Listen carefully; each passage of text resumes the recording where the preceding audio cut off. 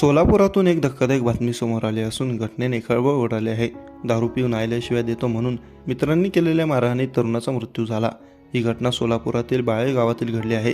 लखन गायकवाड असं या मारहाणीत मृत्यू झालेल्या तरुणाचं नाव आहे, तर नागेश कोळेकर आणि आशुतोष उर्फ अविराजू गाडेकर असं मारहाण केलेल्या मित्रांची नावे आहेत।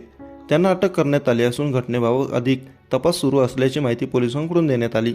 घटनेबाबत अधिक माहिती अशी की लखन गायकवाड हा त्यांचा मित्र नागेश कोळेकर याच्या टेम्पोवर क्लीनर म्हणून होता। लखन हा दारू पिण्यासाठी आपली आई अलका गायकवाड यांच्याकडे पैशांची मागणी करत होता। पैसे न दिल्याने त्याने आपल्या आईला शिवीगाळ केली। तो आईला शिव्या देत असल्याचं पाहून नागेश आणि आशुतोष यांनी लखनची समजूत काढली।